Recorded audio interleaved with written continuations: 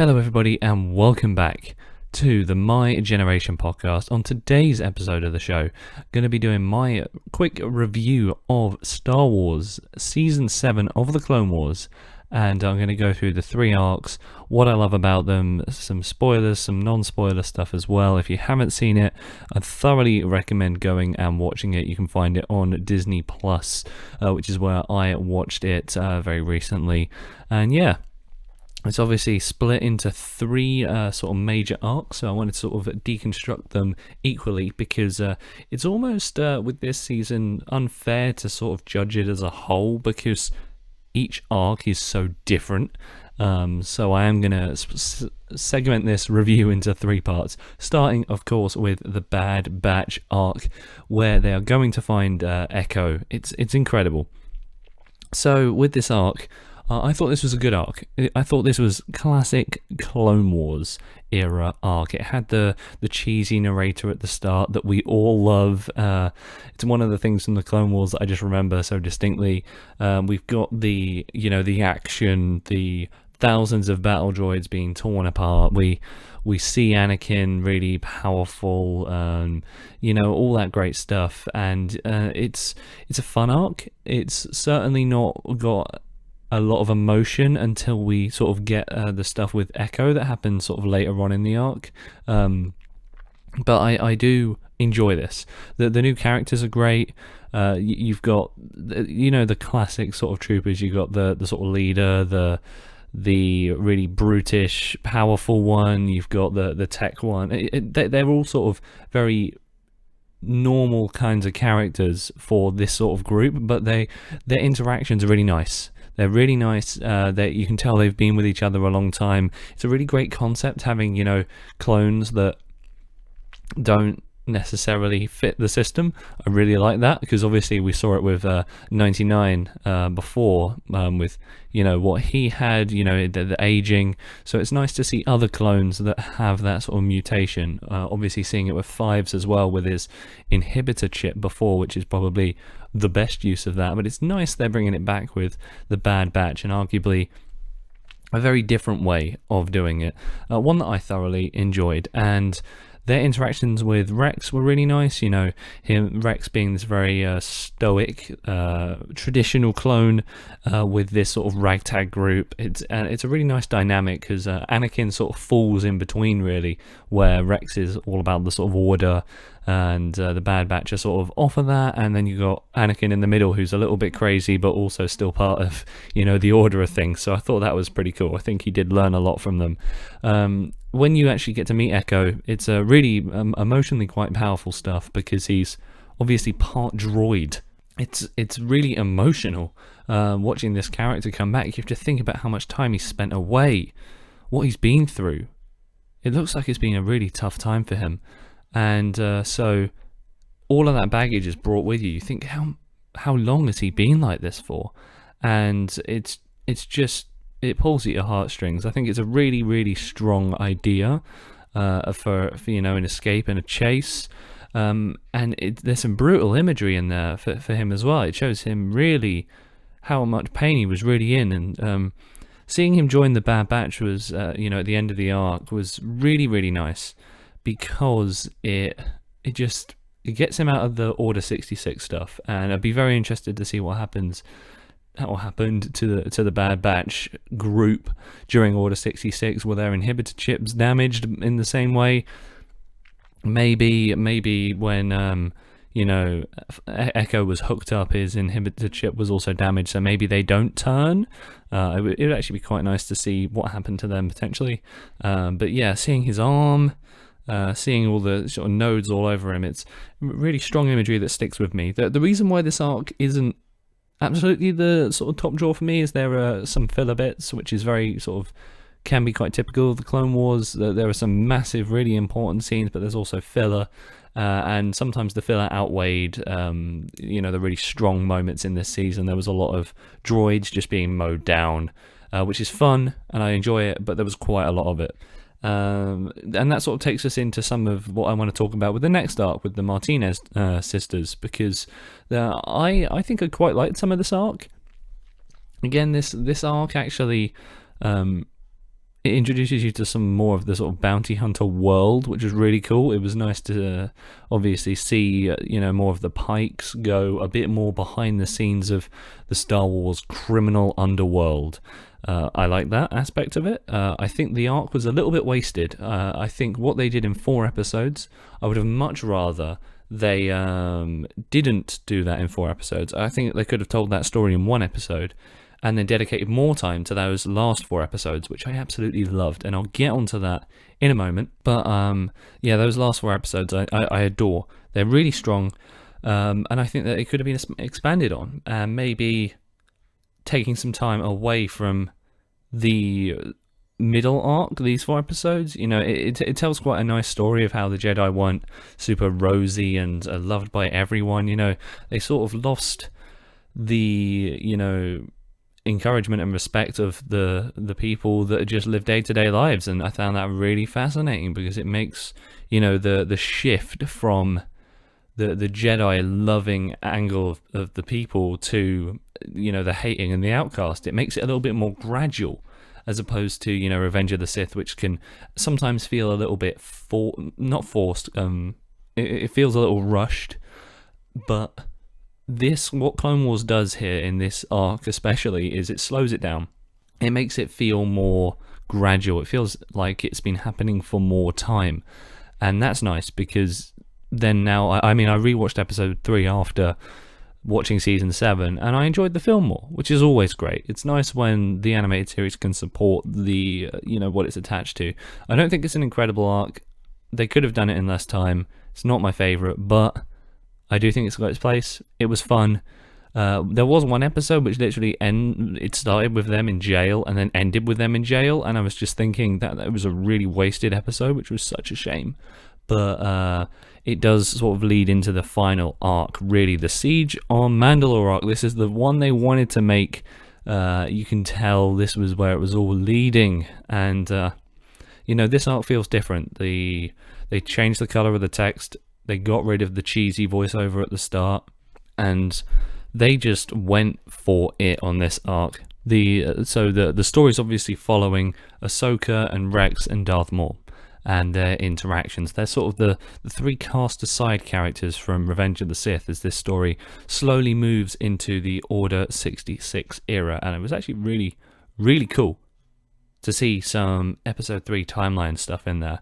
It opens obviously with Anakin really confident at the start. It shows the sort of how if you get a calm, collected, confident Anakin, easily the strongest Force user. That fight at the start of the arc with the droids was great because he was stronger than Obi-Wan, and it goes to show that he only really lost in Revenge of the Sith because he was sort of clouded by the darkness.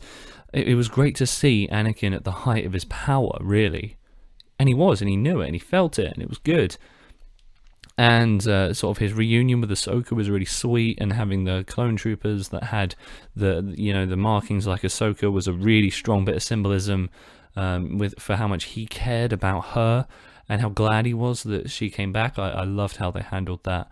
The arc as a whole is just so perfect, and as it blends with Revenge of the Sith, you can almost watch these side by side, and it just adds it to another level because you can picture the scenes happening alongside each other and all leading to the very natural crescendo, which is Order 66, which is what the sort of end of it focuses on.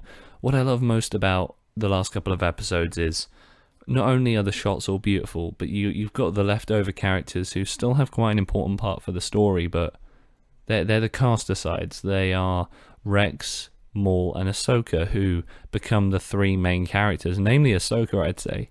And it's actually incredible watching her go from, a not-so-loved Star Wars character back in 2008 to a very much loved, respected character today. One that everyone can, recognize a piece of themselves in, this young Padawan growing up, really. And some people have grown up with Ahsoka, literally. I'm sort of disappointed that I've seen Rebels and I know what happened. It would have actually been better had Rebels now come out after this season. So if this had come out, in 2015, this would have been absolutely perfect, because then, you lead into Rebels and you have all this hype based on what you see. That's my only sort of My only critique is really the release time of this. It would have been amazing to see this come out before Rebels, but it's just so beautiful, the way it's handled. Maul making his escape, the droids helping Ahsoka and Rex. There's a certain, irony to that. They've been fighting. I know they've sort of befriended astromech droids the whole time, but the idea that the only people left helping are droids and Rex, who she has saved, it is quite poetic in a way, because they've been fighting these droids the whole time, and now it's the human characters that are turning. Obviously, the stuff with Jesse is heartbreaking too, and it's packed with symbolism in those last couple episodes. The score is incredible.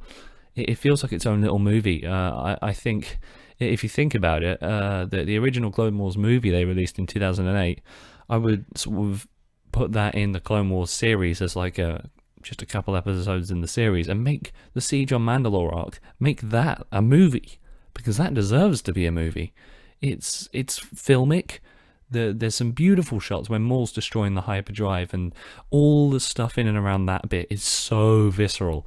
You've got when it comes crashing out of hyperspace, all smoking, the Venator class Star Destroyer. It's just beautiful stuff. And what's really great is that as throughout the arc, it's sort of losing colour as we move towards that episode 4, imperial greys and blacks and whites. The Venator, it starts off as, the nice red colour that you remember in a Venator class Star Destroyer, and then by the time it comes crashing through hyperspace, it's this grey ship, and it's fiery, and it doesn't even look close to the Venators we remember from the start of the Clone Wars, which is fascinating. And watching this all happen, another one of the sort of tragic moments within the arc is Ahsoka and Anakin's last conversation, which is Ahsoka saying this conversation can wait for another time. They fully expect to be able to catch up once this fight's done, and then the events of episode 3 happen, and Anakin's taken away, and I almost feel like his relationship with Ahsoka is almost stronger than his one with Padme, by the way it's sort of established in this piece, just because of the way he didn't really have any sort of parenting guide from an official family member. Obviously he had Obi-Wan, but parenting, it's something I believe he's probably struggled with, so the idea of being able to pass that on is really quite strong for him. And the fact he got to do that for Ahsoka is really sweet, and arguably I think more of a sort of stronger story beat than his relationship with Padme, and just through what they've done in the Clone Wars, which is so powerful. I've loved growing with this series. And the ending, I've got to now talk about the ending of the Siege on Mandalore arc, because it's just gorgeous. The seeing Ahsoka leave behind her lightsaber. I've been trying to consider this ending from everyone's perspective, and obviously the owl that Vader sees when he comes down, that owl is the daughter. I think that's sort of confirmed. If it's not, that's my theory of what it is. That's the daughter, because obviously the daughter from earlier on in the Clone Wars saved Ahsoka, and then this owl is the spirit of the daughter watching over Ahsoka, and obviously the daughter knew Anakin, so watching the daughter stay at the crash site and then Anakin come in, what's she feeling? She's looking down at Darth Vader and seeing Anakin and what he's become, and Darth Vader's obviously looking up at the owl, not knowing who this is. Maybe he does, maybe he recognizes that's the daughter, maybe he doesn't know what to feel at all, maybe he's full of anger. The last 8 minutes I don't think have any dialogue, and it's perfect because of that. It's just pure visual storytelling. The white snow with his outfit is just so striking, and it's haunting seeing Darth Vader holding a blue lightsaber, right? Haunting. And the musical score that goes with that just really adds that to it, doesn't it? It just makes you think, wow, what am I watching? It just, something feels so wrong about it. You can also see a little bit of his eye in one of the shots where he's looking up at the owl, which is really nice. He doesn't have the sort of yellow glow around his eyes, which makes me think that this was like a personal mission, and that the Emperor didn't tell him to go and find Ahsoka. He just did this because he wanted to see if she was alive.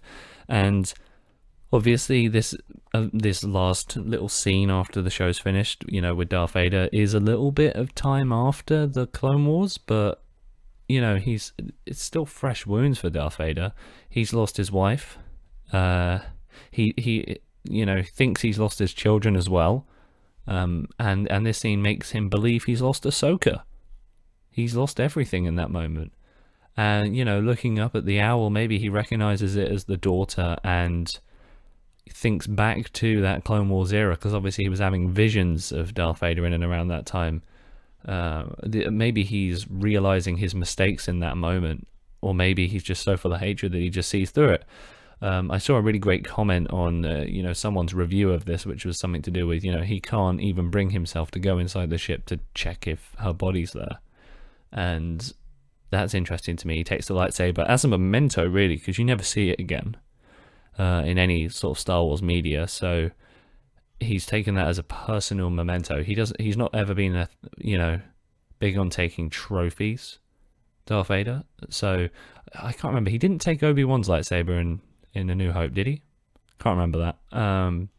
But he's not sort of ever been massive about sentimentality when it comes to his kills. So taking that lightsaber is an interesting choice. Obviously, he gave that to her right at the start of this arc, which is crazy. The time difference between those scenes, it adds so much to episode 3, and the Clone Wars just in general has elevated a film that I loved to another level. Obviously, I sort of grew up on the prequels. You can probably judge by my age, and I loved them anyway, mainly Revenge of the Sith, but the sound design in Attack of the Clones is great, and there's some really fun scenes in Phantom Menace, but I'm aware that the dialogue's not great. I'm aware that the CGI isn't always the best, and that some of the story beats don't always make sense, but the Clone Wars has done such an amazing job of filling around this and making the universe feel so full. I kind of I almost wish that more would be made in this art style now. It's such a striking art style. And what they do with Darth Maul as well, I forgot to really sort of talk about him. He's so great in this. You get to see him destroy the hyperdrive, which is so cool. That scream when he throws Ahsoka, it's just so haunting. It's like, yeah, this guy, I forget, he is an absolute devil. It was great to see him in live action again.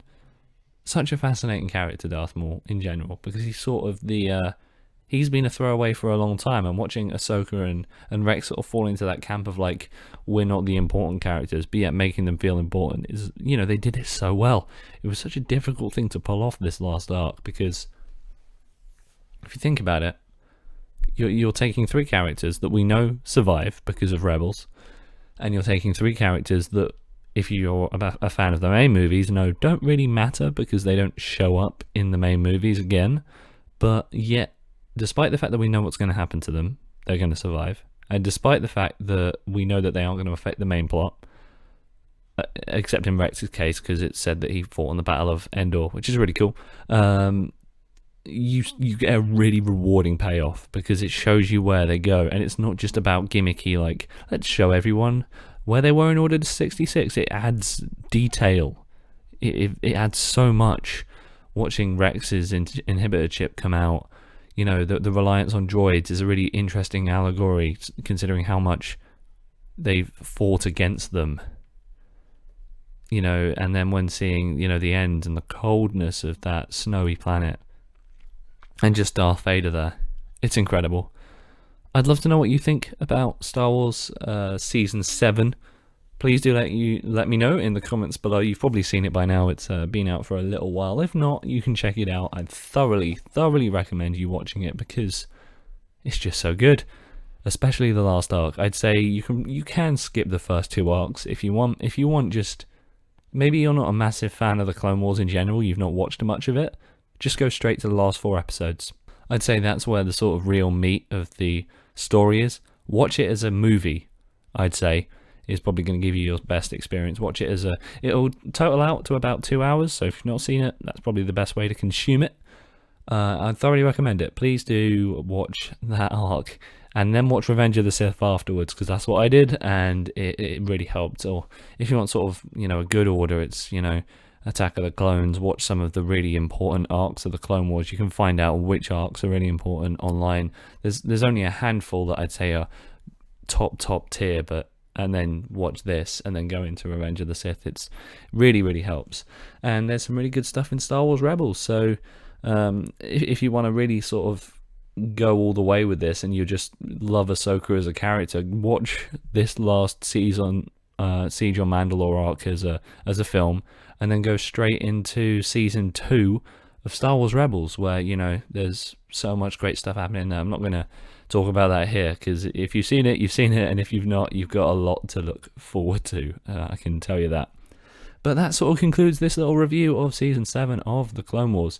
Thank you for joining me. I imagine you've probably watched a lot of reviews for this, so thank you for taking in my opinion as well. I'd love to know what you think. So, the first arc, good. Second arc, okay. Third arc, one of the best pieces of Star Wars media. And say what you will about the sequel trilogy. I'm not a massive fan of them. I sort of lost a little bit of my love for Star Wars. There are some really great things in the sequel trilogy. There really are. But overall, I'm not a massive fan, to be honest, of the story.